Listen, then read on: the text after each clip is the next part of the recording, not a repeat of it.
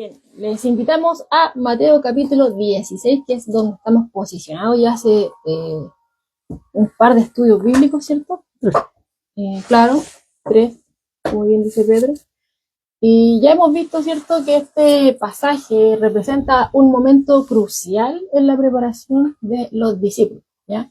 Recordemos que queda poco tiempo ya antes de la cruz, y es necesario de que ellos, este círculo íntimo que tiene el Señor, esté totalmente convencido de quién es Él, de que Él es el Mesías, ¿ya? Amén. Entonces, tienen que estar completamente convencidos de esto. ¿Por qué? Porque posteriormente, cuando Cristo ya entregue su vida en la cruz, cuando ya venga la promesa del Espíritu Santo, van a ser ellos los que van a continuar esta labor que el Señor inició, ¿ya? Ellos van a continuar con todo esto. Entonces, por eso que están en esta etapa de preparación. Y es así como hemos estado viendo, ¿cierto?, de los versículos 13 en adelante, de este Mateo capítulo 16, donde hemos visto a Jesús, ¿cierto?, en un diálogo con sus discípulos. Recordemos que ya se ha estado apartando de las multitudes, vuelvo a reiterar, ya queda poco tiempo antes de la cruz, entonces se está solamente centrando en ellos, ¿ya?, en este círculo íntimo. Y es ahí, en medio de un diálogo, que Él les pregunta a sus discípulos, ¿qué dice la gente acerca de Él?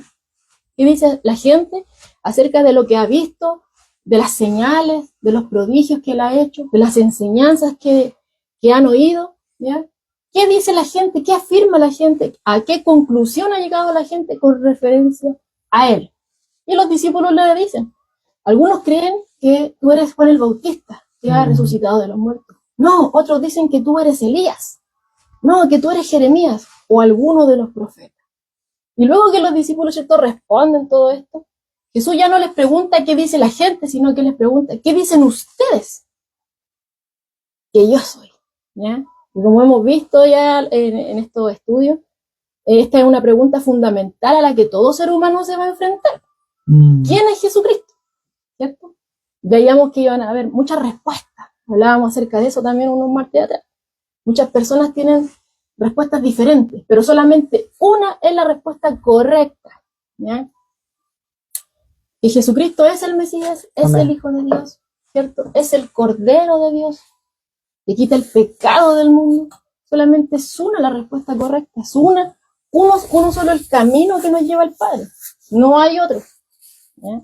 Entonces Amén. Pueden haber muchas respuestas que la gente da, pero solamente una es la respuesta correcta. Todas las demás llevan a camino de perdición, ¿ya? Porque esto estamos hablando de consecuencias eternas. O sea, si esto es grande lo que se está hablando. Tiene consecuencias eternas, ¿ya? Y entonces vemos acá que en este texto, como ya lo hemos visto, que es Simón Pedro el que responde, ¿cierto?, como vocero de los 12, porque vemos que Jesús dirige su pregunta a todos. ¿Quién dicen ustedes que yo soy?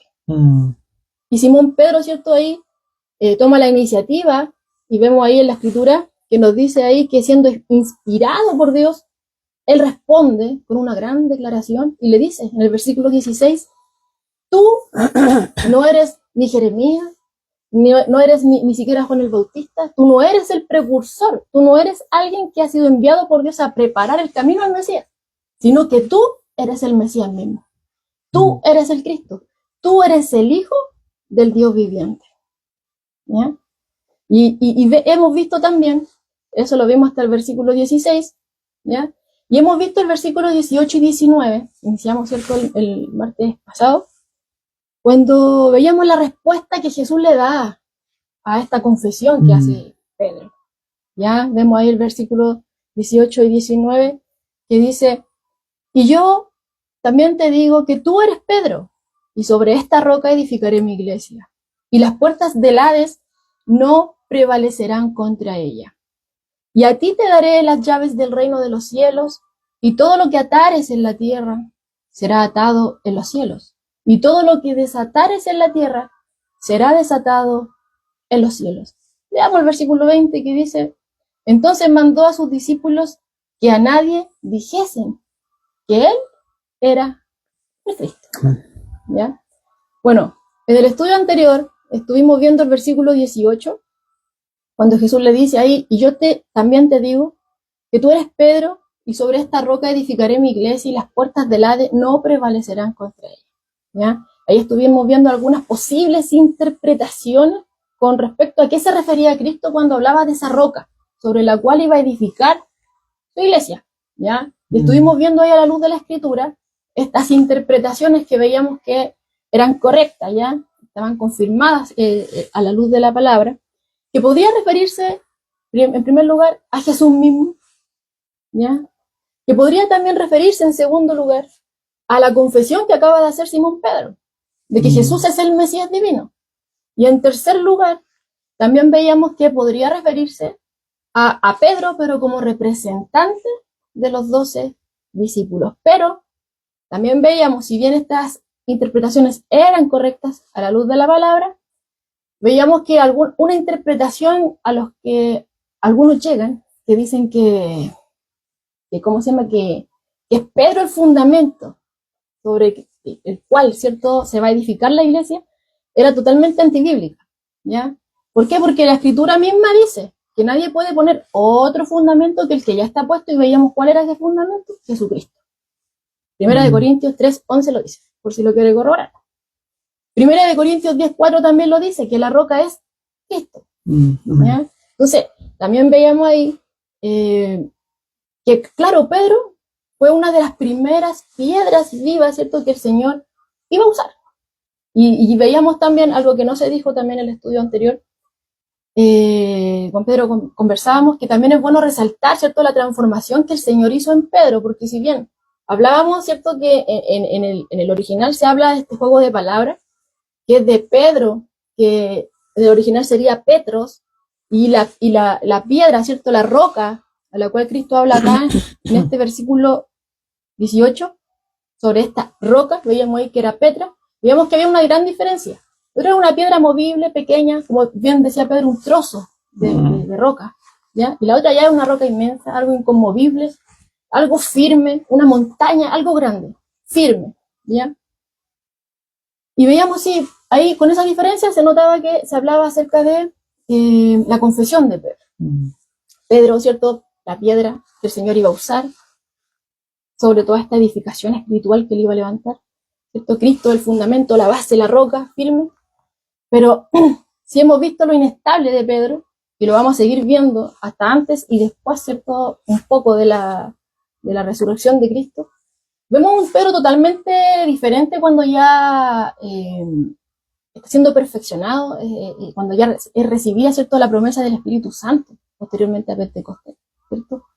Aunque eso no quiere decir que después iba a ser perfecto, sino que igual tuvo ahí sus falencias, obviamente, ser humano, ¿ya? Siendo perfeccionado por el Señor, pero vemos un Pedro totalmente diferente. Se ve la mano de Dios, ¿cierto?, en su vida, transformándolo de alguien movible, como esta piedrita, o este trozo de roca, ¿cierto?, Señor, que iba a usar, que era movible, que se podía desviar fácilmente, que alguien podía, o podríamos decir lo que le pasó después, pues, la prueba, ¿cierto?, cuando vino cuando niega a Cristo, ¿ya? Pero después, posteriormente, hasta su vida dio por él. Vemos a un hombre totalmente transformado, celoso de Dios, ¿ya? Entonces, es bueno resaltar también esa transformación que el Señor hizo en Pedro. Bueno, eso es lo que estuvimos viendo con referencia a eso, con referencia a qué se refería Jesús con la roca, ya que no veíamos ahí esas posibilidades, esas interpretaciones, ¿ya? Y también estuvimos viendo que por primera vez aparecía la palabra iglesia, ¿cierto?, aquí, y veíamos que Cristo mismo afirma que Él es el que va a edificar su iglesia. ¿Ya? Bueno, ya estábamos viendo ahí que Pedro iba a ser una de las primeras piedras vivas que el Señor iba a utilizar, ¿ya?, conjunto con los apóstoles. Iban a ser instrumentos de Dios para llevar este mensaje. Ellos de manera especial, de manera exclusiva, recibieron el mensaje como ninguna otra persona lo ha recibido. Ellos estuvieron con Cristo, comieron con Cristo, durmieron con Cristo, estuvieron ahí en su bautismo, ¿cierto? Lo vieron resucitado. Veíamos incluso que luego, cuando Judas se quita la vida, tienen que escoger a quién va a ocupar el puesto de Judas. Y esas fueron las condiciones, ¿cierto?, los requisitos para escoger a aquel que iba a ser que iba a reemplazar el puesto de Judas.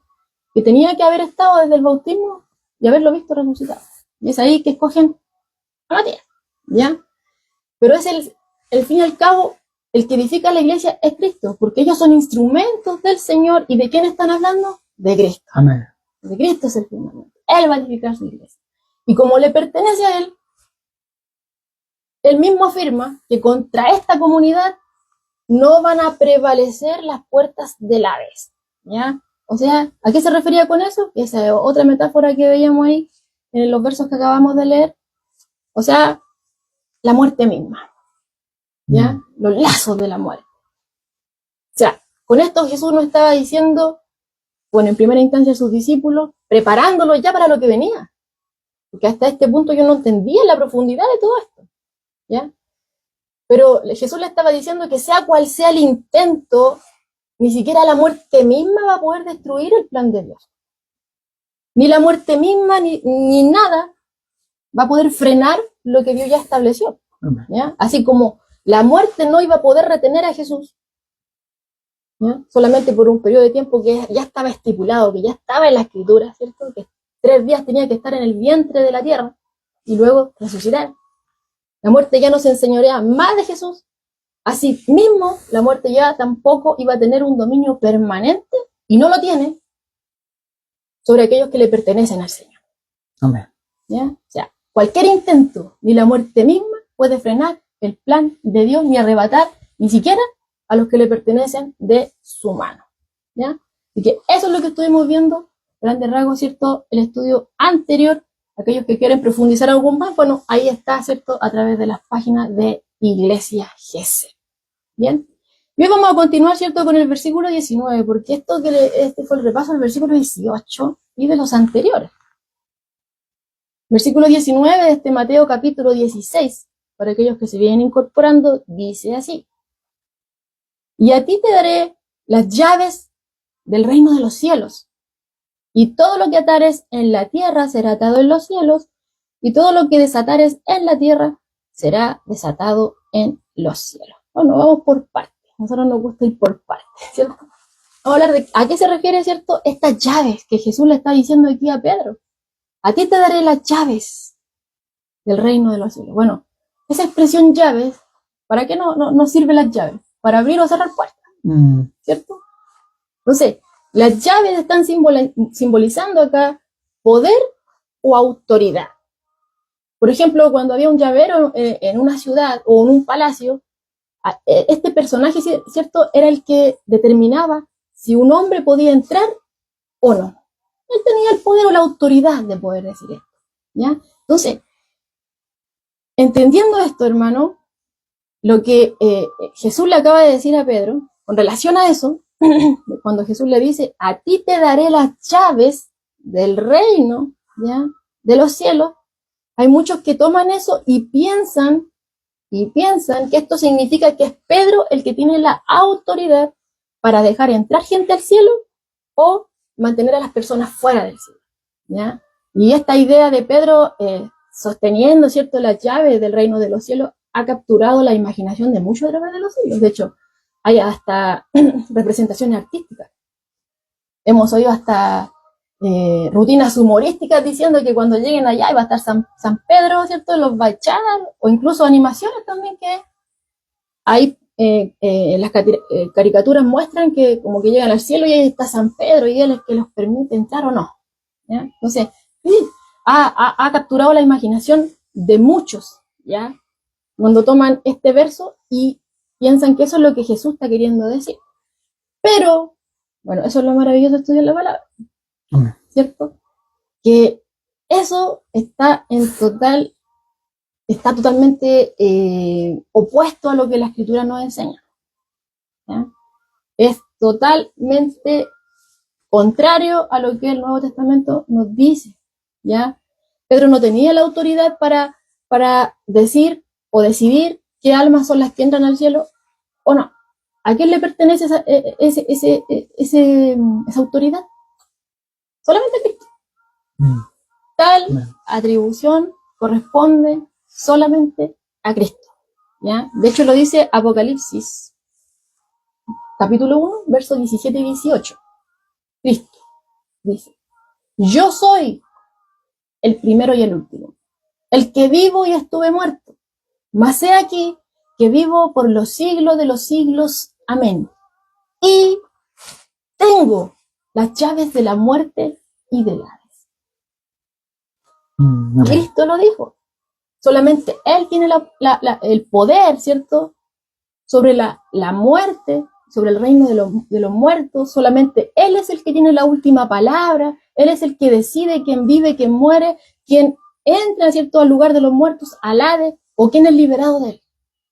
Eso es lo que nos está enseñando esa porción de la Escritura. Y es lo mismo que hemos visto a la luz de toda la palabra. O sea, la palabra nos enseña que la salvación, que el acceso al cielo, son otorgados por Dios únicamente por medio ¿de quién? De Jesucristo. De hecho, nos dice la Escritura que no hay otro nombre dado debajo del cielo a los hombres por medio del cual haya salvación. Solamente por medio de Jesucristo. ¿Ya? No por decisión de un hombre, como Pedro. ¿Ya? Así que vamos a ir entendiendo a qué se refiere entonces lo que Jesús le quiso decir a Pedro. Vamos paso a paso. Ya sabemos que no es a eso que se refiere. Solamente Cristo tiene el poder sobre la muerte, sobre quién es salvo, quién no. Solamente Cristo. ¿Ya? Bueno, vamos a ver el uso de una expresión similar en otra parte del Nuevo Testamento para que podamos tener un poco más de luz con respecto a esto. ¿Ya? Por ejemplo, en Lucas 11, verso 52, vemos a un Jesús que está acusando a los líderes, ¿cierto?, a estos intérpretes de la ley, ¿ya? Y les dice, habéis quitado la llave de la ciencia. Habéis quitado la llave de la ciencia. Vosotros mismos no entrasteis y a los que entraban se los impedisteis. ¿A qué se estaba refiriendo aquí Jesús? Bueno, como veíamos ahí, a los intérpretes de la ley, ¿ya? Aquellos que se creían guardianes de la verdad de Dios, se creían guardianes ellos, ¿cierto? Representantes de Dios, los que tenían la autoridad. Pero irónicamente, no se estaban beneficiando de la misma verdad. Incluso, como hemos visto a lo largo de todos estos estudios, ellos le daban más valor a su tradición que la misma palabra de Dios. ¿Ya? Y lo que Jesús está revelando acá, que no contentos con ellos, estaban ejerciendo poder, estaban ejerciendo control sobre las personas y de esta forma les estaban impidiendo que pudieran otros encontrar la verdad y la salvación que ellos mismos estaban rechazando. ¿Ya? O sea, aunque son irónicos, se decían guardianes de la verdad de Dios, ¿cierto? Pero no, sus vidas no reflejaban esa verdad, no vivían en la verdad y aún más la hacían a un lado, le daban más valor a su tradición que a la misma palabra de Dios. De hecho, Jesús mismo en una ocasión lo estuvimos viendo y le decía que invalidaban el mandato de Dios por su tradición, hecha por mano de hombre. ¿Ya?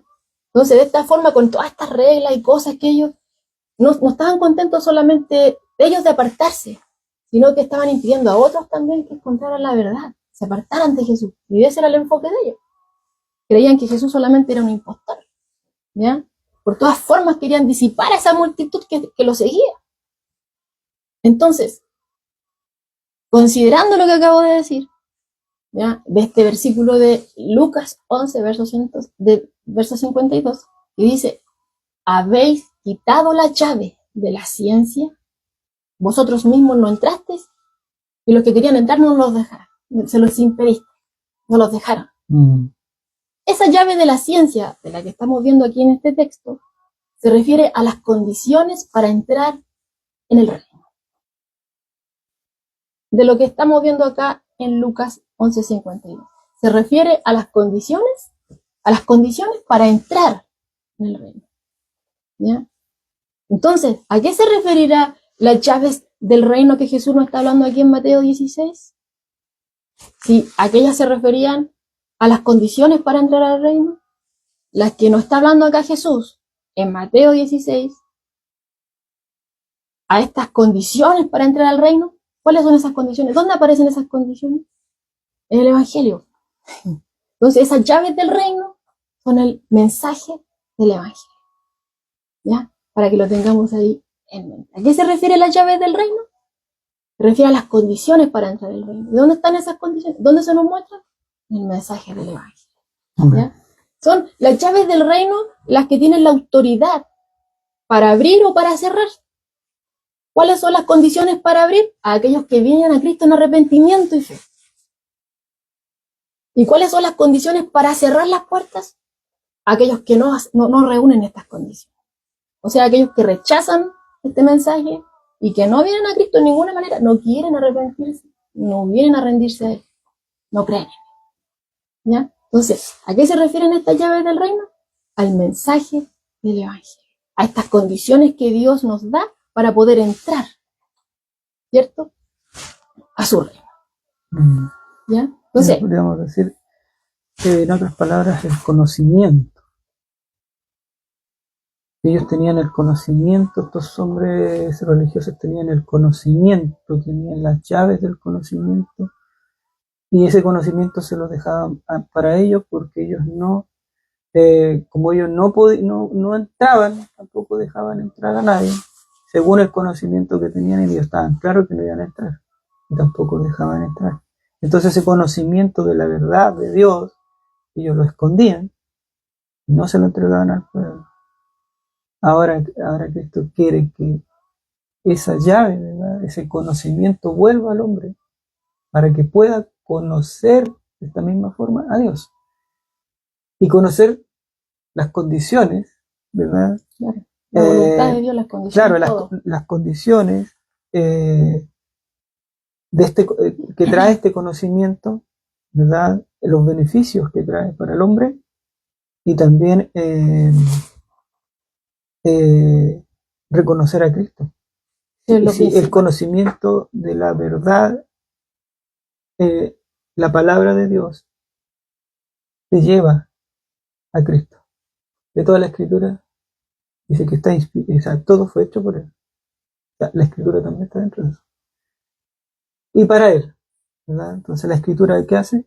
Te lleva a Cristo, te lleva a este Mesías, ¿verdad?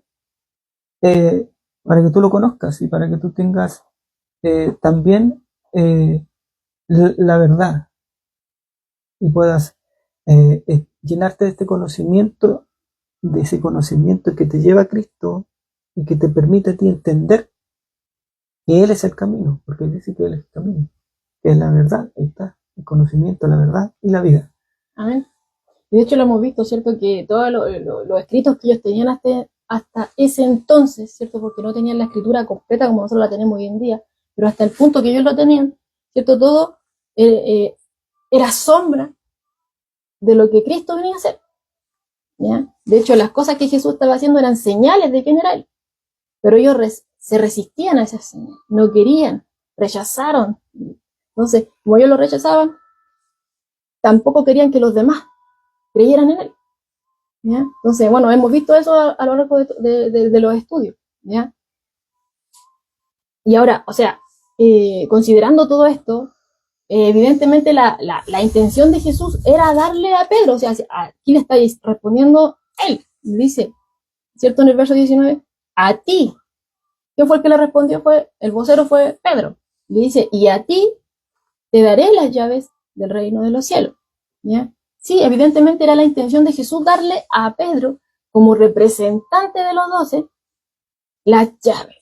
¿Ya? Ya habíamos que era las llaves, que eran las condiciones para entrar, ¿cierto?, para ser salvo. El mensaje del Evangelio, estas buenas nuevas, que el Hijo de Dios, viendo nuestra condición, Dios mismo viendo nuestra condición, no le dio lo mismo. No le dio lo mismo que nosotros íbamos camino a la perdición, desde la caída de la primera pareja. No le dio lo mismo.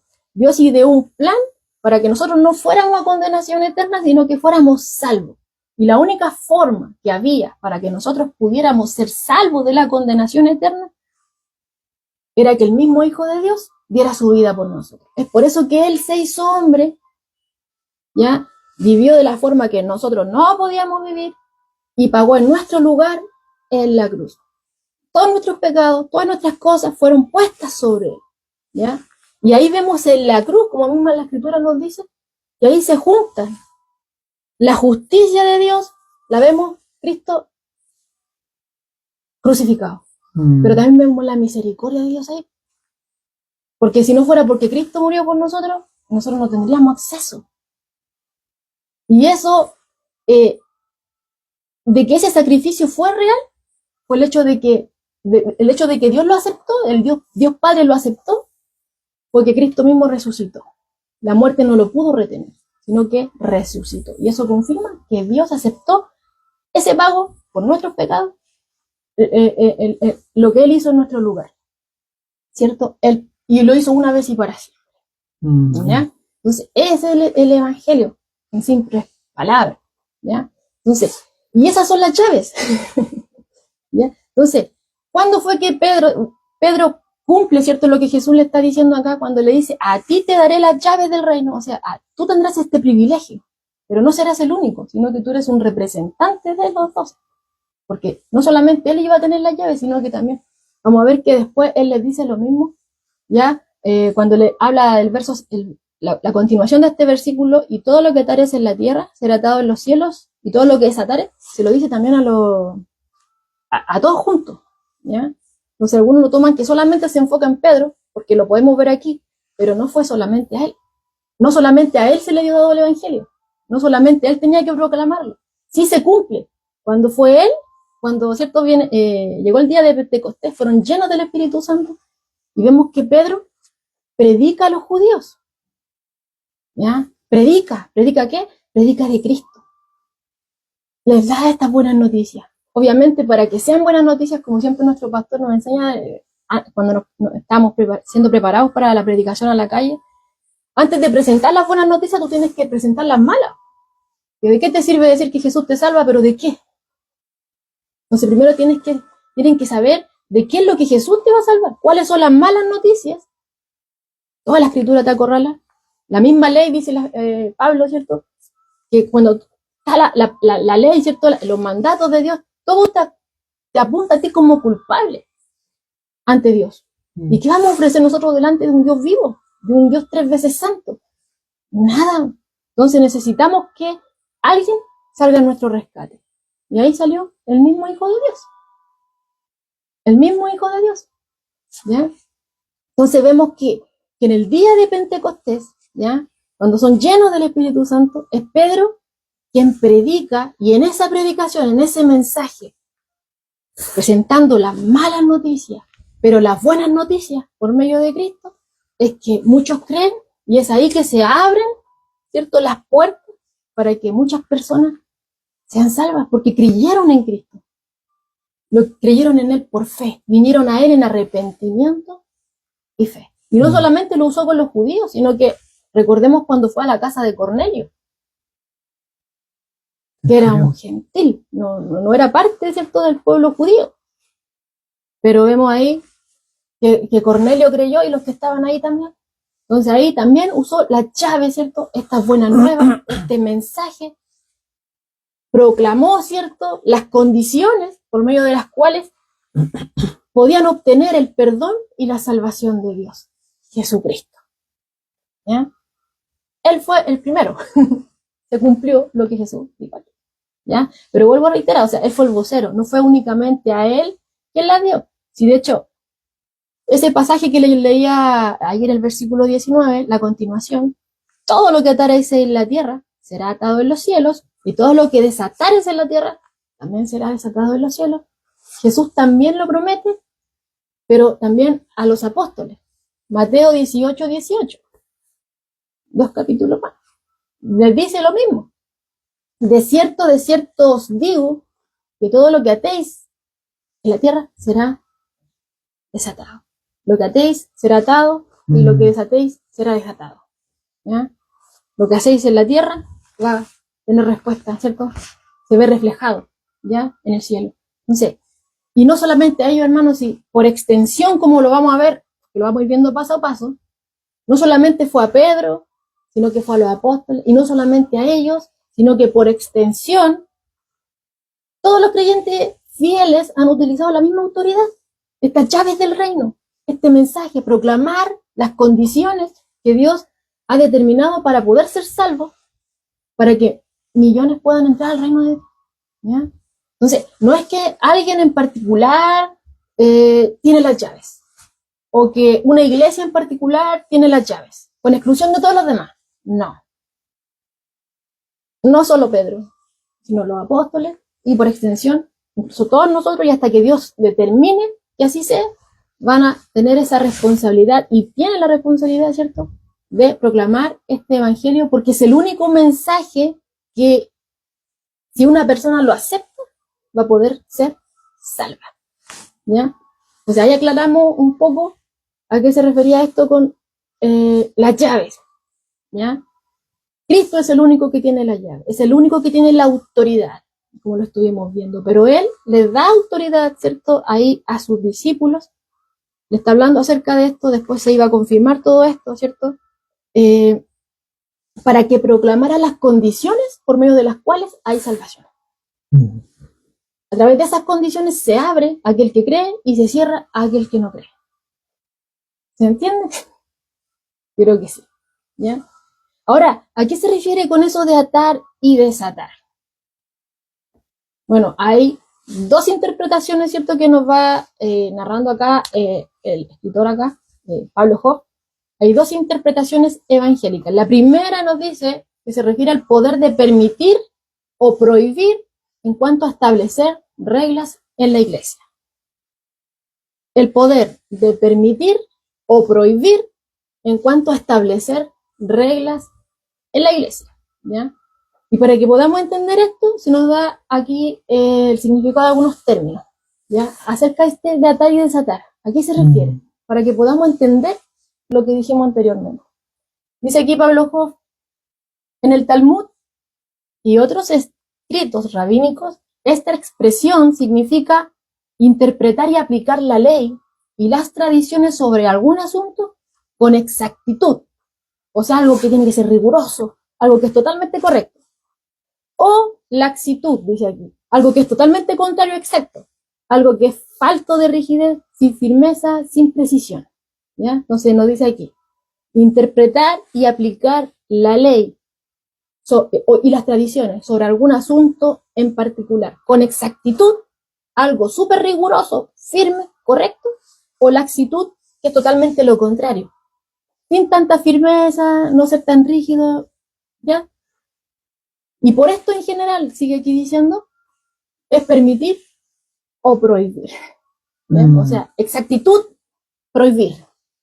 Ser rígido, ¿ya? Correcto, riguroso, ¿ya?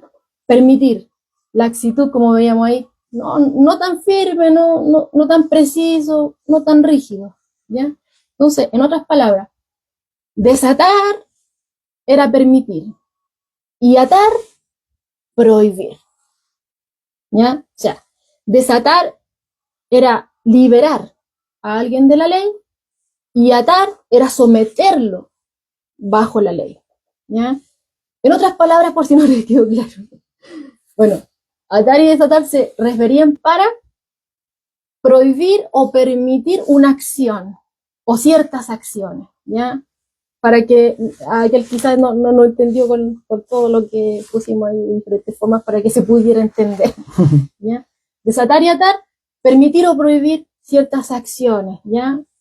Ahí para que lo tengamos en consideración. Entonces, veíamos ahí que el primer punto se nos decía el poder de permitir o prohibir en cuanto a establecer reglas en la iglesia, ¿ya? Entonces, ¿qué deberíamos entender con esto? Que Jesús estaba dándoles permiso, les estaba dando la autoridad a los apóstoles de la primera generación para hacer las reglas de la iglesia primitiva.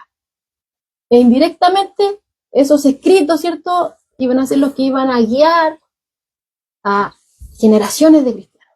Bueno, hasta nosotros. ¿Ya? Y un ejemplo de esto, usted puede decir, ¿dónde lo podemos encontrar? Bueno, la escritura tiene ejemplos. Lo vemos en el concilio de Jerusalén. Hechos 15, verso 19 al 29. Ahí tenemos un ejemplo claro. ¿Ya? Bueno, ahí se estaba hablando, hermano, acerca de los que no eran judíos, porque hemos visto que los judíos, ¿cierto?, estaban dentro del pacto, tenían el tema de la circuncisión, ¿ya? Entonces, aquellos que no eran judíos no estaban circuncidados. pero creían en Jesús. Entonces llegaron a formar parte, ¿cierto?, del pueblo de Dios. Pero aquellos, ¿cierto?, que estaban dentro y como que todavía estaban con el tema de la circuncisión, querían que los que no eran judíos, los gentiles, también se circuncidaran para poder formar. ¿Y qué es lo que pasa aquí? Bueno, yo lo voy a leer en la Nueva Versión Internacional. Dice así: por lo tanto, yo considero que debemos dejar de ponerles trabas a los no judíos que se convierten a Dios. Más bien, debemos escribirles que se abstengan de lo contaminado por los ídolos, de la inmoralidad sexual, de la carne de animales estrangulados y de sangre. En efecto, desde tiempos antiguos, Moisés siempre ha tenido en cada ciudad quien lo predique y lo lea en las sinagogas todos los sábados. Ya, eso es lo que se dice con respecto a esta situación que estaba ocurriendo ahí, que querían que se circuncidaran a los que no pertenecían al pueblo, a creer en Jesús, ya que se circunciden y ahora sí pueden, ¿ya? Y que cumplan todo lo que está aquí en la ley. Entonces sí. Pero aquí ya está diciendo, no le pongamos más trabas, no le pongamos estas trabas. ¿Ya? Entonces hacen una carta y continúa diciendo así. Entonces, los apóstoles y los líderes religiosos, de común acuerdo en toda la iglesia, ahí vemos ya un grupo que está hablando acerca de esto y van a tomar una decisión. Están poniendo de acuerdo, dice, con toda la iglesia. Decidieron escoger a algunos de ellos y enviarlos a Antioquía con Pablo y Bernabé. Escogieron a Judas, llamado Barsabás, y a Silas, quienes tenían buena reputación entre los hermanos. Con ellos mandaron la siguiente carta. Los apóstoles y los líderes religiosos, a nuestros hermanos no judíos en Antioquía, Siria y Cilicia. Saludos. Nos hemos enterado de que algunos de los nuestros, sin nuestra autorización, los han inquietado, alarmándolos con lo que le han dicho. Así que de común acuerdo hemos decidido escoger a algunos hombres y enviarlos a ustedes con nuestros queridos hermanos Bernabé y Pablo, quienes han arriesgado su vida por el nombre de nuestro Señor Jesucristo. Por tanto, enviamos a Judas y a Silas para que confirmen personalmente lo que nosotros le estamos escribiendo. Nos pareció bien, esa fue la decisión a la que llegaron, nos pareció bien al Espíritu Santo y a nosotros. O sea, esto no fue únicamente de ellos, sino que todo esto, obviamente, estaba de la mano de Dios. ¿Ya? Tuvieron en oración y todas estas cosas, ¿ya? Nos pareció bien al Espíritu Santo y a nosotros no imponerles ninguna carga de parte de los siguientes requisitos. Aparte de los siguientes requisitos. ¿Qué fue lo que se les pidió?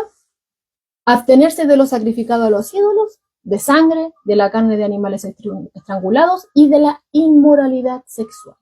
Bien harán ustedes si evitan estas cosas. ¿Ya?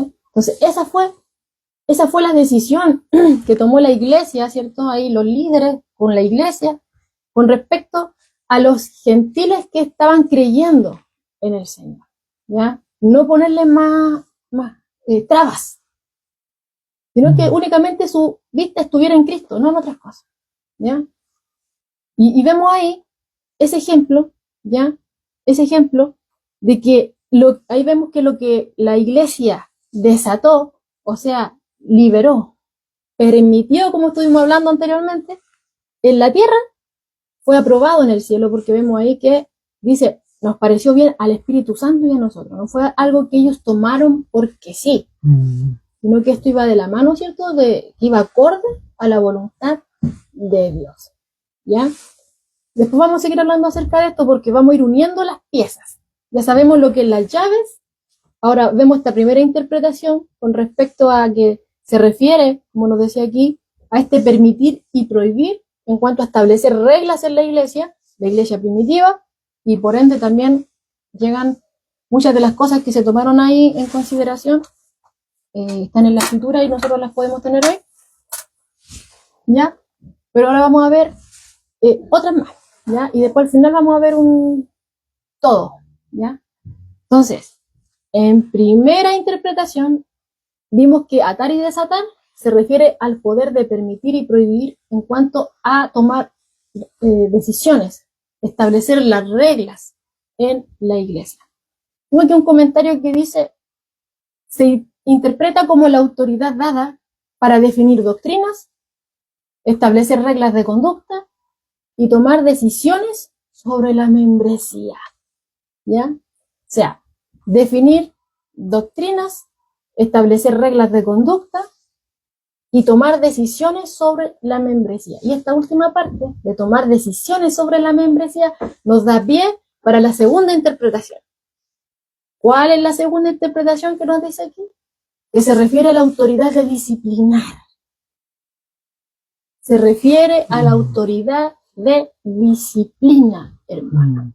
Esto lo vamos a ver también paso a paso, para que podamos entender la idea. Miren, Juan 20:23 nos narra en una ocasión, y esto fue después de la resurrección, cuando Cristo le dice a sus discípulos, a quienes remitiereis los pecados, les son remitidos, y a quienes se los retuviereis, les son retenidos. Ahora usted dirá, ¿qué es remitir? Bueno, remitir significa perdonar, liberar a una persona de sus pecados. ¿Ya? Entonces, está queriendo decir, a quienes les perdonen los pecados, les van a ser perdonados, van a ser libres esas personas de culpa. ¿Ya? Mientras que retener es todo lo contrario. Significa que no son perdonados. Entonces dice, a quienes se los retuviereis, a quienes no perdonan, no van a ser perdonados. Ahora, hay que entender, hermano, que esto no quiere decir que Jesús le está dando a Pedro o a ellos, los apóstoles, la autoridad de perdonar pecados. Jesús no le está diciendo, ustedes tienen la autoridad de perdonar pecados. Si ustedes los perdonan, van a ser perdonados. Lo que ustedes decidan se va a hacer. No. Tomando en consideración lo que vimos anteriormente con la llave, lo que Jesús le estaba diciendo acá es que le estaba dando la autoridad para que ellos proclamen las condiciones para obtener este perdón. ¿Ya? Porque ese poder de perdonar o no perdonar está totalmente ligado al evangelio y a la respuesta que la persona dé una vez que se le presentó el evangelio. A eso está todo ligado. ¿Ya? Entonces, para que se entienda, cuando los discípulos predican el evangelio y alguien acepta a Cristo, entonces, dice la Escritura, que aquel que viene a Cristo en arrepentimiento y fe, sus pecados le son perdonados. Por tanto, esa persona es libre de toda culpa. Amén. Por el contrario, si se le predica el evangelio, pero lo rechazan, entonces a esa persona sus pecados no le son perdonados y por tanto sigue siendo culpable delante de Dios. Eso es lo que quiere decir aquí. ¿Ya? Todo va ligado al evangelio y a la respuesta que la persona da cuando se le presenta. ¿Ya? Entonces no le está diciendo a ellos, no, ustedes tienen la autoridad de perdonar. Lo que ustedes digan se va a hacer. No. Les está dando la autoridad de proclamar las condiciones para que la gente pueda ser perdonada. ¿Ya? Y ahí está. Venir a Cristo en arrepentimiento y fe. Si no se cumplen esos requisitos, no hay salvación. Eso es lo que veníamos hablando con el tema de la llave. Del reino. ¿Ya? Entonces, vemos aquí que nuevamente aparece esta porción, pero lo vemos ahora en el contexto de Mateo 18. Lo hablamos hace un momento, del verso 15 al 18. Mateo 18, del verso 15 al 18.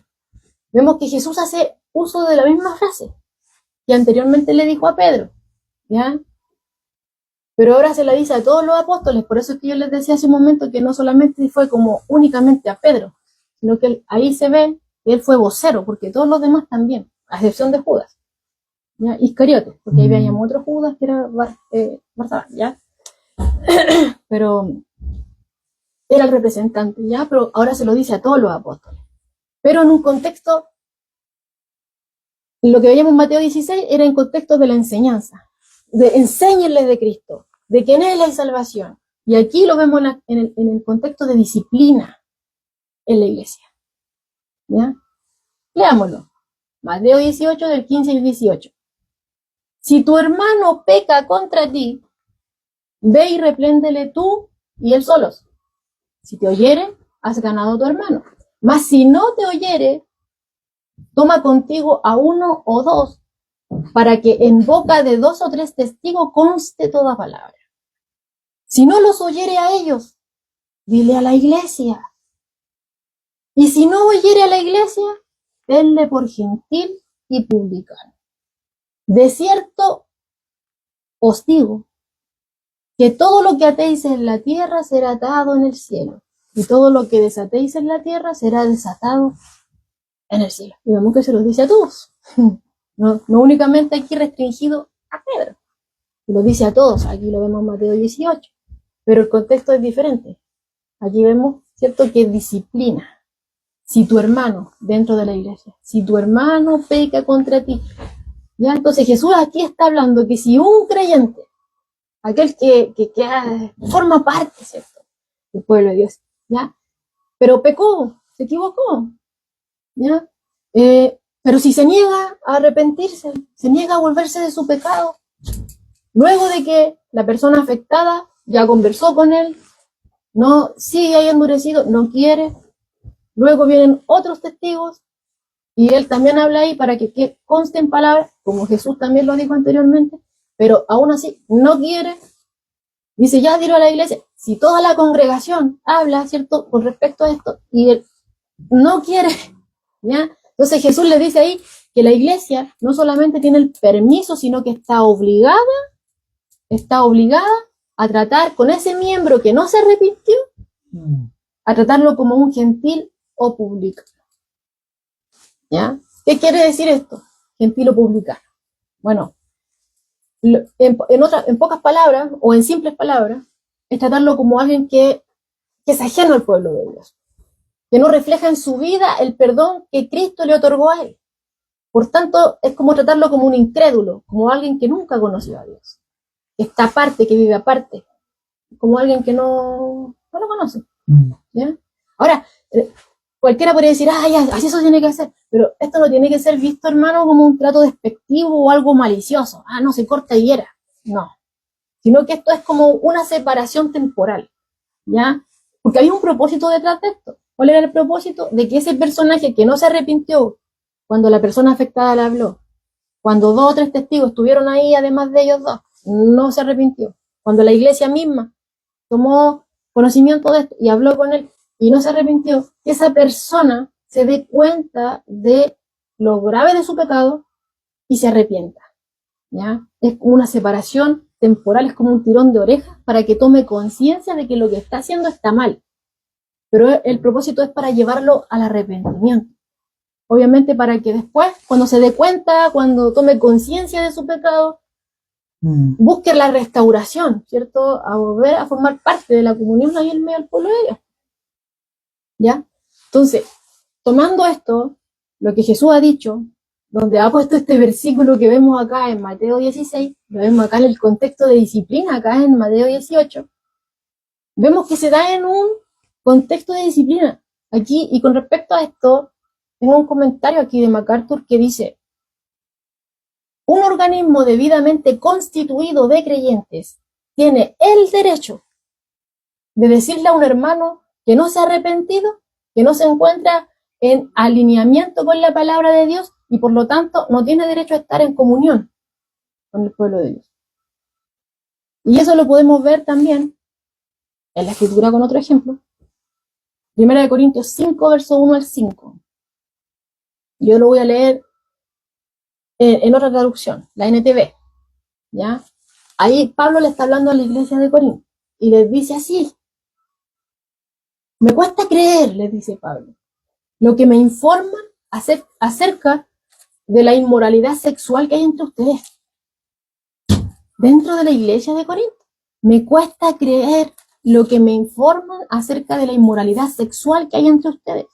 Algo que ni siquiera los paganos hacen. Algo que ni siquiera aquellos que no conocen a Dios y no quieren rendirse a Él, lo hacen. Y ustedes lo están haciendo.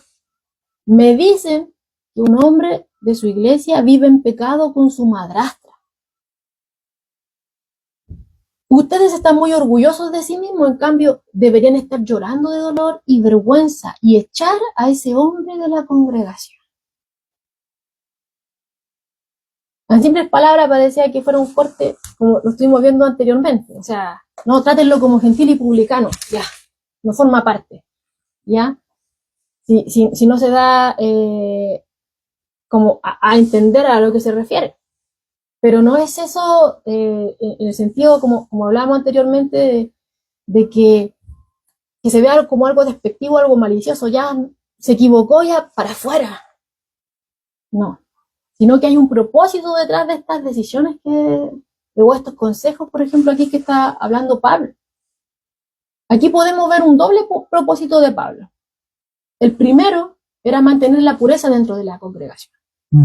Porque Pablo, como veíamos ahí, Pablo les quería mostrar que el pecado es pecado.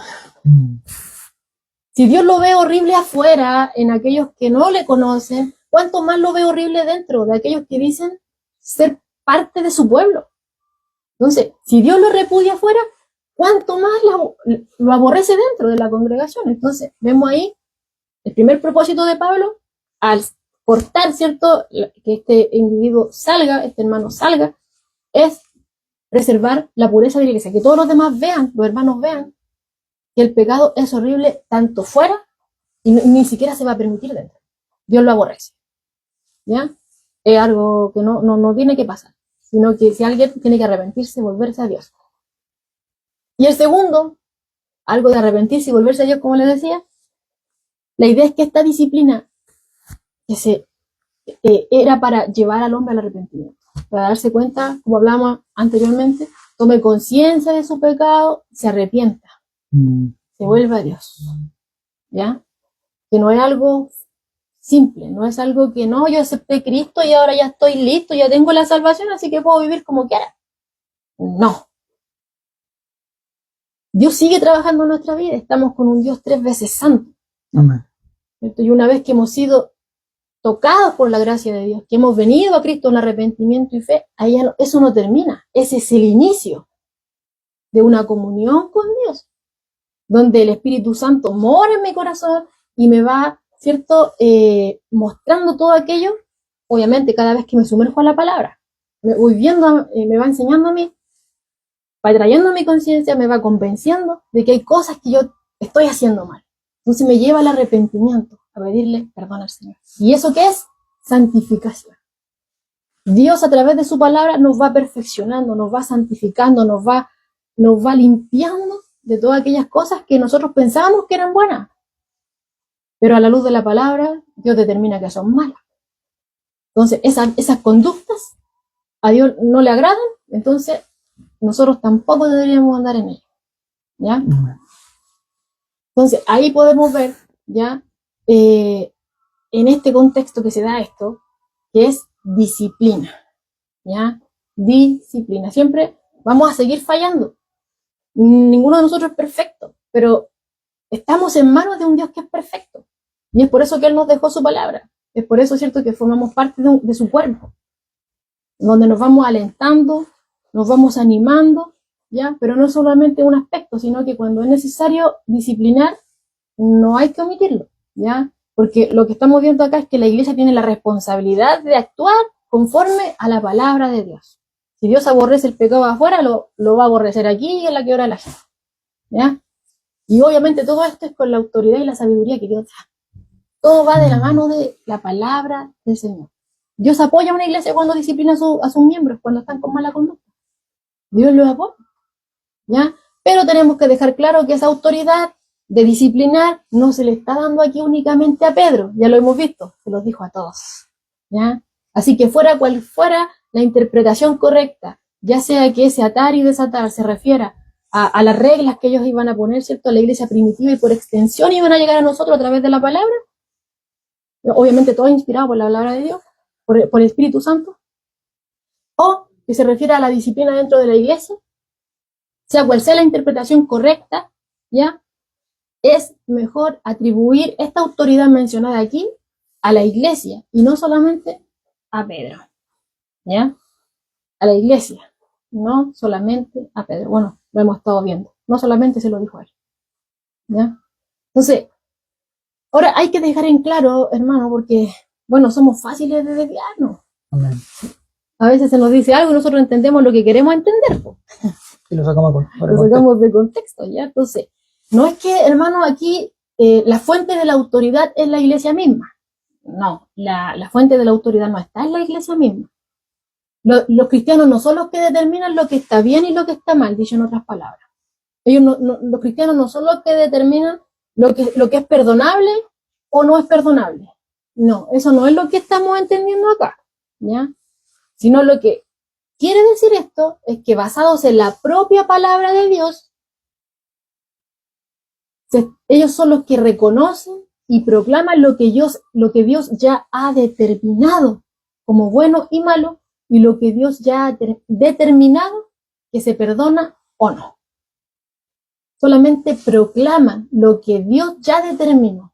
Entonces, no es que los cristianos, tengo la autoridad, entonces yo digo lo que está bien y lo que está mal, lo que se perdona y no. No. Los cristianos únicamente proclaman lo que Dios ya determinó que es bueno y malo, y lo que se perdona y no. ¿Ya? Porque hay muchos que sacan de contexto esto y dicen, no, es que lo que yo ratifico en la tierra va a ser ratificado en el cielo. Lo que yo proclamo aquí en la tierra, ten cuidado con tu boca, porque lo que tú dices, no, ¿ya? Hermano, el cielo no ratifica lo que el creyente dice o hace en la tierra. Es al revés, ¿ya? Cuando el creyente proclama fielmente el evangelio, entonces está ratificando lo que Dios ya ha determinado en el cielo. Ahora se entiende un poco mejor, ¿ya? Uno proclama lo que Dios ya dijo, lo que Dios ya estableció como bueno y malo, no lo que a mí me parece, no lo que yo quiero, no, lo que Dios dice, ya está, ¿ya? Y cuando yo digo lo que ya está, proclamo lo que Dios ya dijo, bueno, Dios lo dijo, entonces es la verdad, entonces Dios está de acuerdo, porque Él lo dijo, yo solamente lo estoy diciendo, ¿ya? Entonces ahí está de acuerdo. Entonces, ahora hay que tener claro también que esta autoridad no es para manipular, porque hay muchos que manipulan con esto. No, es que yo tengo la autoridad, Cristo me... No es para manipular, ¿ya? Aquí no se trata de un poder arbitrario. Todo esto Jesús lo está haciendo con un propósito. ¿Cuál es el propósito? Para el bienestar de la iglesia. Es para servir, es para enseñar, es para edificar, es para cuidar, ¿ya? Esta autoridad que ha sido delegada por Dios es para discernir su voluntad y aplicarla entonces aquí en la tierra. Y es ahí que estamos reflejando lo que Dios ya ha estipulado, ¿ya? Entonces, cuando juzgan en base a la palabra de Dios, cuando todo lo hacemos en base a la palabra de Dios, podemos estar seguros de que Dios nos está respaldando. Dicho en otras palabras. Por ejemplo, ya que estamos hablando del evangelio, ¿cierto? Estas llaves, esta condición, ¿cierto? De poder tener el perdón de Dios, de poder ser salvo a aquellos que no le conocen, ¿cierto? Nosotros le podemos decir, podemos predicar afuera, y lo hemos hecho, de decir, sí, una muy persona querida, o no sé, vecino, bueno, estamos respaldados por la palabra de Dios cuando lo dice, que si tú reconoces tus pecados, ¿cierto?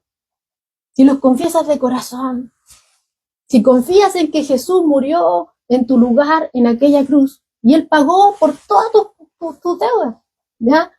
Si depositas en Él tu confianza, si vienes a Él en arrepentimiento y fe, entonces tus pecados te son perdonados y Dios te va a dar vida eterna. Porque no hay otro nombre debajo del cielo dado a los hombres por medio del cual hay salvación. Podemos predicar eso, porque lo dice la palabra de Dios. Dios dice que esas son las condiciones, esos son los requisitos.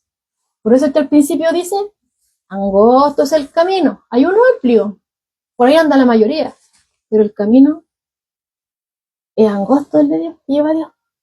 La puerta también es angosta, porque tenemos que entrar en los términos de Dios, y es por medio de Cristo.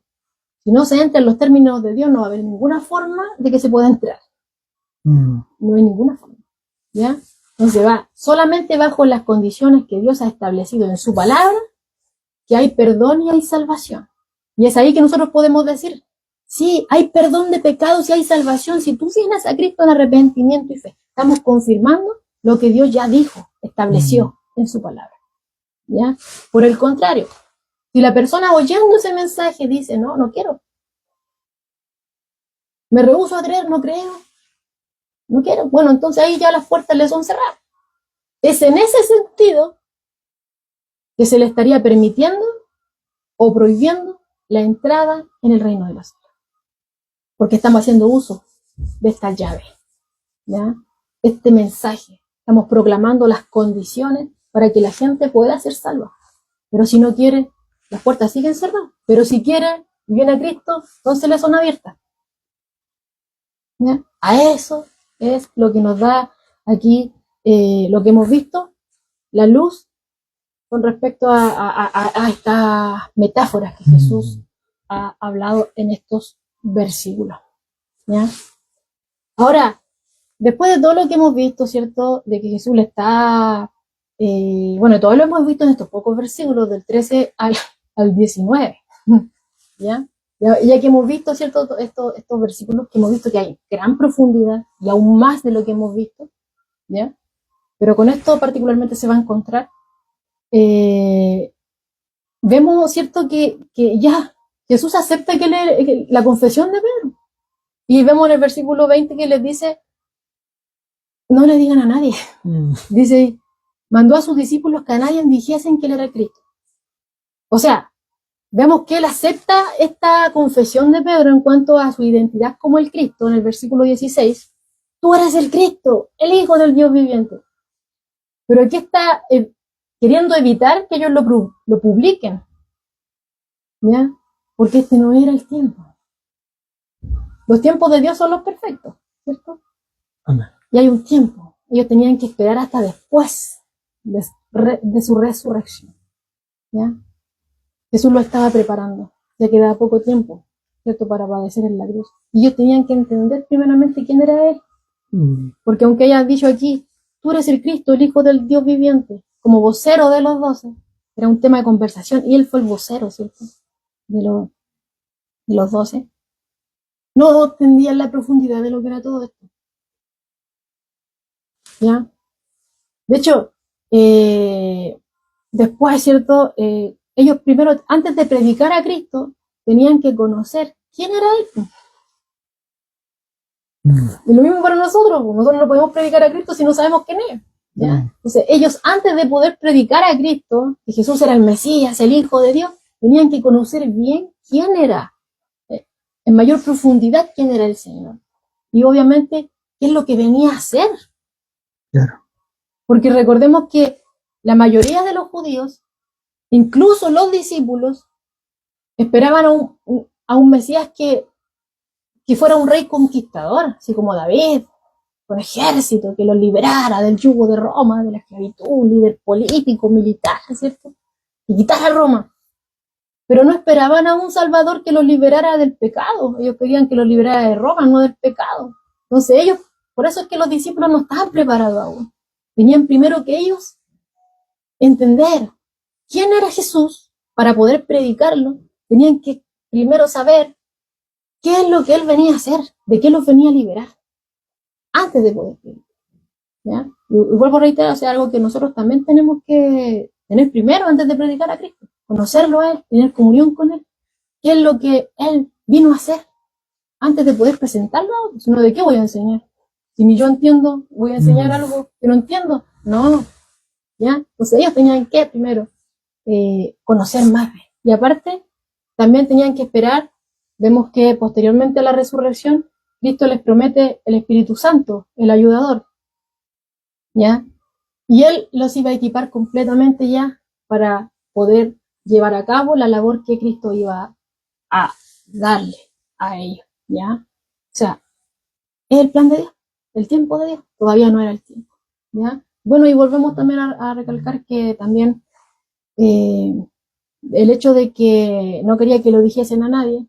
Bueno, ahí vemos un punto de los discípulos, enfocándonos en los discípulos, pero también considerando lo que hablábamos cuando iniciamos, ¿cierto?, esta sección de estudio, que recordemos que ya había confrontaciones con los líderes religiosos, Ya estaba también la autoridad romana y estaba Herodes también. No, es que quizás es Juan el Bautista que resucitó y yo lo maté. ¿Ya? Entonces, para evitar confrontaciones prematuras, también él le pide a los discípulos que no le digan a nadie. ¿Ya? Y aparte también las multitudes que lo andaban siguiendo por motivo error. Todas esas cosas son las que podemos tener en consideración para poder entender quizá un poco de por qué Jesús les dijo a ellos que no lo dijesen, ya, a nadie.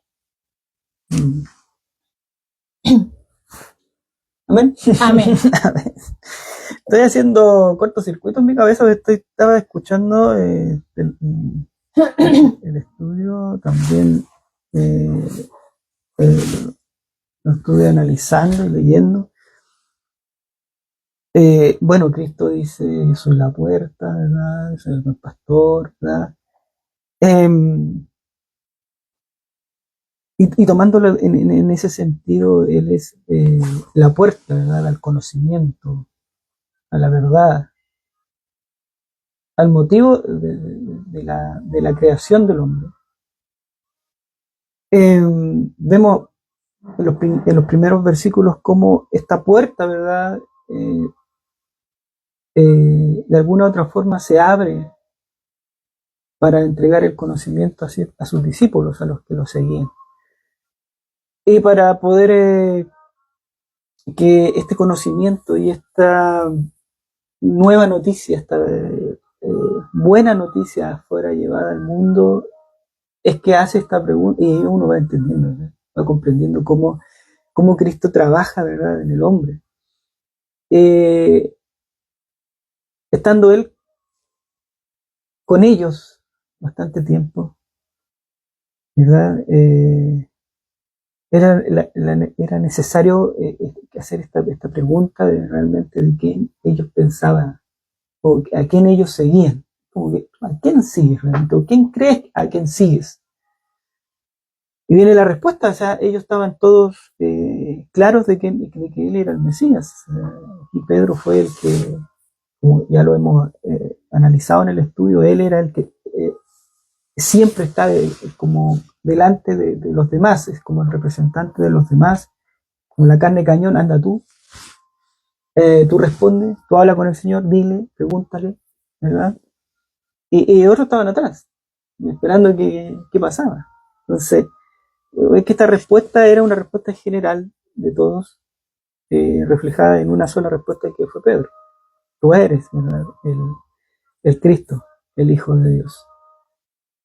¿Y para qué es todo esto? Esto es para que, esta es una preparación, como decía Joana, para que es una preparación a futuro, ¿verdad?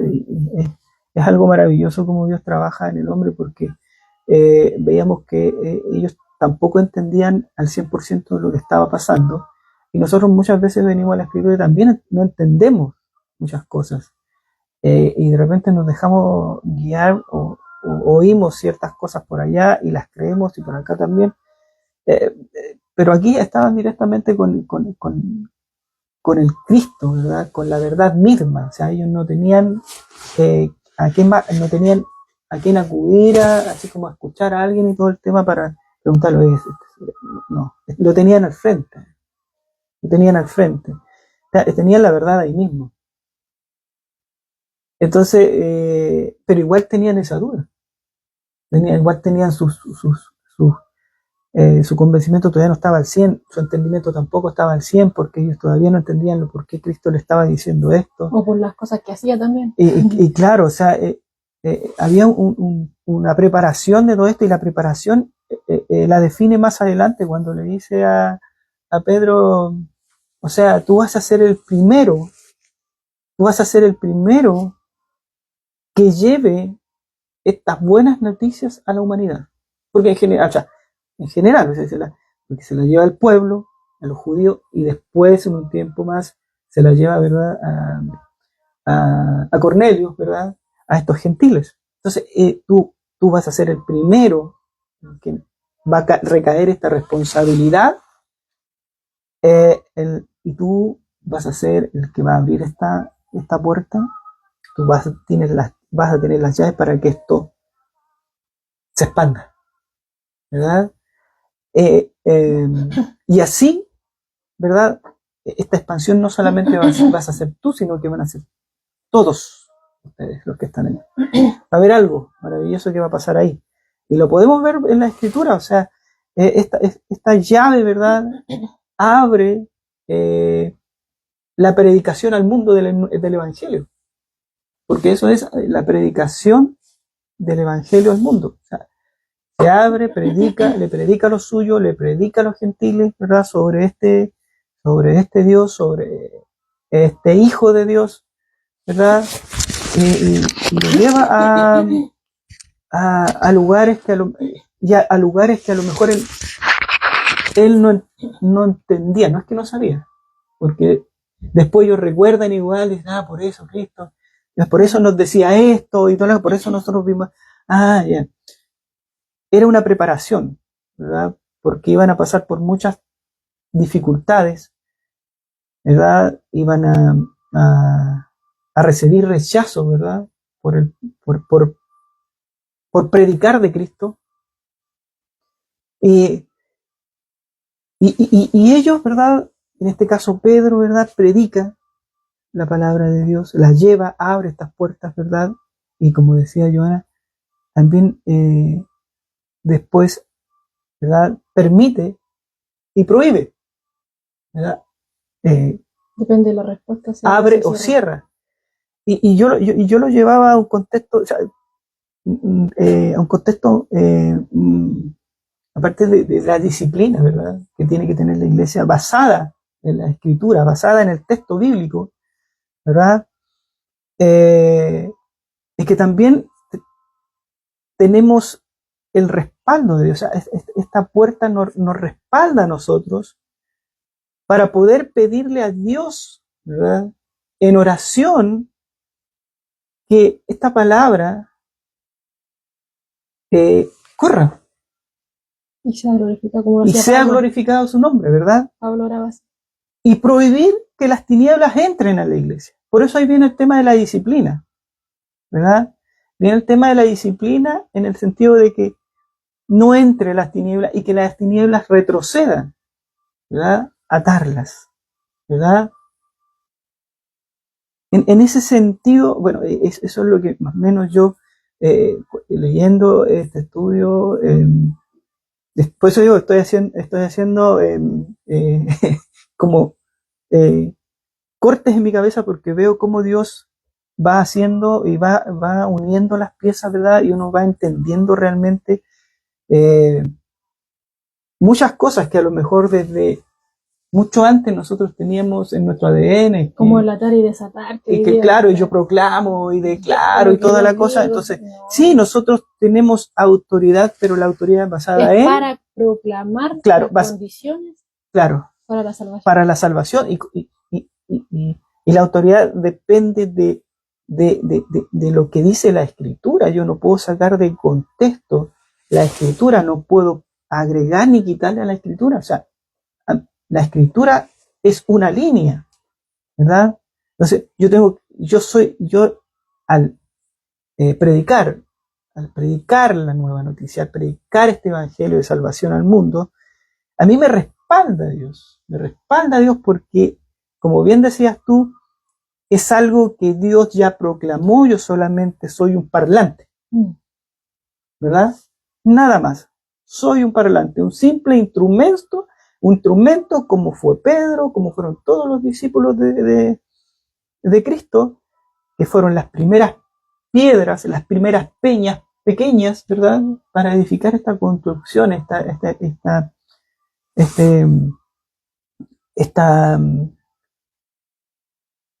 casa, ¿verdad? Nosotros también somos parte de esto, o sea, también tenemos, ¿verdad? Como decía Joana, esta llave, podemos abrir esta puerta para que muchos más también, mediante la predicación de las Escrituras, puedan entrar y puedan creer, y como decía Joana, algo fundamental en el creyente, ¿verdad? Creer que Él es el Cristo y también reconocer que soy un pecador. reconocer que yo soy un pecador, Algo como la bienaventuranza. ¿verdad? Reconocer que yo soy un pecador que necesito de este Dios, necesito de este Salvador que es Jesús, del Mesías, ¿ya? Yoshua, como se dice, ¿verdad? Es mi vida. Entonces, ahí, ¿verdad? Le da el sentido completo, ¿verdad? A estas palabras, ¿verdad? A esta escritura que Dios nos deja acá, de cómo vemos nosotros, porque podríamos haber leído todo esto y lo hubiésemos vuelto a leer, pero hay cosas que muchas veces nos saltamos nosotros, y como decía Joana, es tan poco el texto que tenemos, y que nosotros lo que hemos hablado, ¿verdad? Es mucho más. Y yo creo que sí, es mucho más. Hay muchas más cosas que nosotros no hemos tomado para incluir en este estudio. Pero sí hay algo que es importante, que el que está hablando es Dios. Y que nos está diciendo Dios es que nosotros también como cristianos no somos cualquier cosa. Tenemos un respaldo de parte de Dios, conforme a la Escritura. Si nosotros nos apegamos a la disciplina que nos entrega la Escritura, ¿verdad? Podemos tener también, y tenemos ese poder, ¿verdad? De poder predicar la buena noticia, la buena palabra, predicar el Evangelio de Dios, de que Cristo, ¿verdad? Es el único Dios, nuestro Salvador, aquel que le debemos todo, que murió en la cruz por nuestros pecados, que nosotros somos pecadores y debemos venir delante de Él así, como pecadores, y creer que Él es el Cristo, para que así, ¿verdad?, seamos aceptados delante de Dios. O sea, nadie puede venir sin estas condiciones, porque si yo vengo por una mera necesidad o porque me gusta, porque a lo mejor pienso, a mi manera no sirve. ¿ya? Y voy a ir, pero a mí nadie me va a cambiar, porque yo voy a cambiar cuando yo crea que yo cambio, cuando esté preparado para cambiar, voy a cambiar. No, no es así. Aquí hay ciertas reglas que uno tiene que acatar, ¿verdad? Y luego viene la disciplina, y seguro que sí hay disciplina en Cristo, hay disciplina en nuestras vidas, en nuestra forma de pensar, en nuestra forma de actuar, en nuestra forma de hablar, en nuestra forma de cómo nosotros nos expresamos también. Dios siempre nos está disciplinando en todas las áreas de nuestra vida y está trabajando constantemente con nosotros. O sea, imagínense la dureza de nosotros, que vamos a estar toda una vida siendo instruidos por Dios, toda una vida, hasta que Dios diga, ya, hasta aquí nomás llegamos, ¿verdad? Vamos a seguir siendo instruidos por Dios. Aquí no hay un descanso, ni tampoco me voy a tomar unas vacaciones, ni tampoco voy a decir, ya sabes que ya cumplí una cierta edad, voy a jubilar, voy a dejar a aquel varón para que me reemplace, y yo ya hasta aquí nomás llegué, usted siga, ahora yo sigo con mi vida normal. ¿No es así? Con nosotros todos los días. Todos los días. Eso es algo que Dios hace constantemente con nuestras vidas, con nuestra forma de pensar, con nuestra forma de ver el mundo, cómo está, ¿verdad? Y lo vemos constantemente, más ahora que estamos siendo invadidos, ¿verdad?, por diferentes diferentes formas de pecado, ¿verdad? O sea, vemos cómo estamos siendo invadidos, cómo nuestros hijos están siendo invadidos, ya sea por las redes sociales, por televisión, en la calle, ¿verdad? En los mismos colegios ahora que quieren ingresar ciertas doctrinas, ¿verdad? Y estamos siendo invadidos por el pecado constantemente estamos siendo bombardeados por este mal, ¿verdad?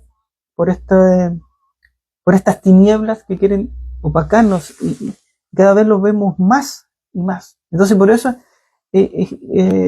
veía cómo Dios, ¿verdad?, habla nuestras vidas, cómo Dios nos, de alguna forma, nos dice que nosotros no tengamos miedo, ¿verdad? O sea, que que no haya en nosotros eso, sino que creamos que Él existe, creamos que Él es Dios, creamos que Él es el que nos ayuda, que nos levanta, que nos guía y que nos va a poder, y que nos va a levantar en esos momentos difíciles para poder predicar este evangelio. Claro, si lo hizo con Pedro, ¿cierto? Que lo negó, después el Señor lo restauró, y después estábamos viendo ahí que fue el primero que llevó el mensaje, ¿cierto? Y muchos se arrepintieron. Bueno, si el Señor trabajó en él, el mismo Dios que estuvo con él, el mismo Dios que tenemos nosotros. Y nos sigue ayudando, nos sigue perfeccionando. Hay muchas cosas que nos faltan, hay muchas cosas que nosotros pensamos que entendemos, pero no las entendemos como deberíamos de entenderlas, pero a medida que nos vamos sumergiendo en su palabra, el Señor nos va dando el entendimiento, nos va dando la sabiduría para aplicar ese entendimiento en cada área de nuestra vida. Y va todo de la mano de Él, porque Jesús lo dijo: separado de mí nada puedes hacer. Amén. Aquel que permanece pegado a Él, el que lleva fruto. Y ahí se ve la diferencia entre aquellos que son de Él y aquellos que no le pertenecen. Aquellos que le pertenecen, sus vidas son transformadas cada vez más. Amén. Y estas puertas están abiertas, ¿no? Están abiertas estas puertas. Estas puertas están abiertas para que muchos más, por intermedio del Evangelio, la predicación del Evangelio, sean alcanzados y puedan entrar, ¿verdad?, a este reino, siendo respaldado, ¿verdad?, todo aquel que predica por Cristo, siendo respaldado por Dios, ¿verdad? Aquel que es fiel a Él, ¿cierto? Claro, y obviamente entonces, esto es nada de nosotros también, no es nada natural. claro, No, o sea, claro, su ayuda en todo momento. claro, todo viene de la mano de Él. O sea, todo es siempre, claro, y todo desde el principio, todo es de Él. O sea, yo no tengo de qué jactarme de Él. Así es. Yo fui alcanzado por Él, yo fui restaurado por Él, pero yo por mis medios nada hubiese podido hacer para poder llegar, ¿verdad?, a seguirle. Y como dice la Escritura, no depende del que quiere ni del que corre, sino del que Dios tiene misericordia. Misericordia, amén. Así que, bueno, que el Señor les bendiga, hermano. Yo creo que esto fue muy rico. O sea, yo lo encontré que estuvo muy, muy bueno poder entender la Escritura de esta forma, poder llegar a comprender de esta forma la Escritura. Estos versículos que muchas veces nosotros los leemos o lo oímos en diversas partes usados de otra forma. Y así Dios nos va limpiando, ¿verdad? Como decíamos en la oración, que Dios nos vaya limpiando, ¿verdad? Nuestra mente, nuestra forma de pensar, porque así como los discípulos venían con una enseñanza, ¿verdad?, con una religión dentro de sus venas, también necesitaban a Cristo para que ellos para que las piezas todas igual fueran limpios, ¿verdad?, de toda doctrina, ¿verdad?, que pudiera impedir, que estuviera corrompida, que pudiera impedir recibir a Cristo en sus vidas. Claro, esa adulteración que al hombre siempre le encanta hacer en todas las cosas. Sí. Es por eso que el Señor nos dice que hablemos de Él, ¿no? Porque no le pongamos ni le quitemos.